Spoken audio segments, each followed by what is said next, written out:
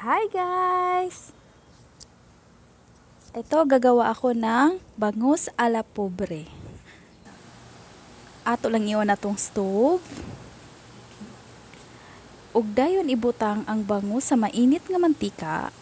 Hinay lang para dili ka mapaso or matalsikan. Luhit lang nato ang atong fire. Dili nato i-over kakusog. Ako na siyang giputangan og gamay flour para dili siya motapot sa ato ang kalaha. Hulaton lang nato hantod nga murag maluto na ug ato nang ibali. Nice kaayo ang pagka-brown niya, golden brown. Ayan, hinahinay lang pod para dili siya mutalsik. Dili siya mapisik. Para dili ka mapasok. Ayan, naluto na, nahaon na nako. Isit aside lang nako og magbutang ko gamayng olive oil sa atong kalaha. Akong igisa ani ang ahos, sibuyas,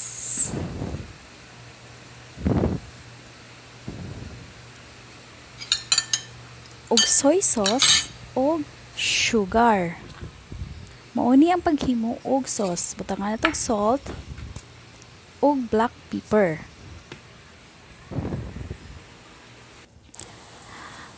Susugdan na nako paghimo og sauce. Giuna nako ang onion.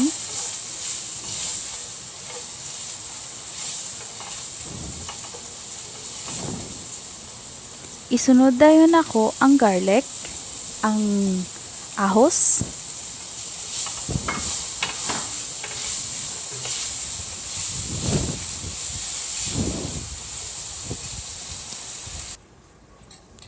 ug dayon ibubo na ang ato ang soy sauce.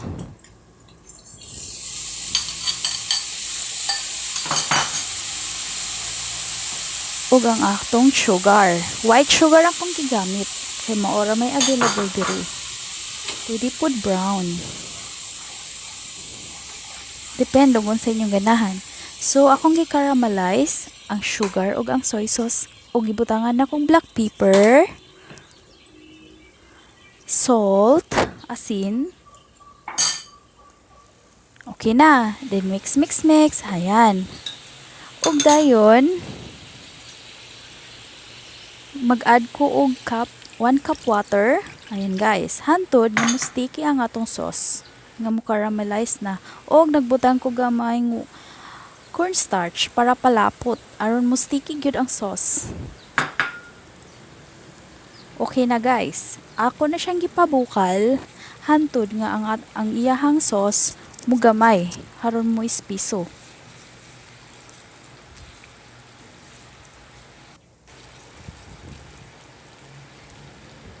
Ayan na.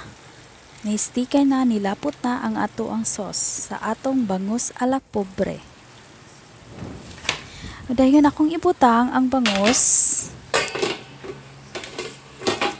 Sa kadali lang na ha, mga 2 minutes para mo kuan gyud ang ato ang sauce sa isda nga bangus. Pagkahuman, ako lang gikuan-kuan ang sauce. Oh, ayan na, nibukal na siya guys. Okay na na.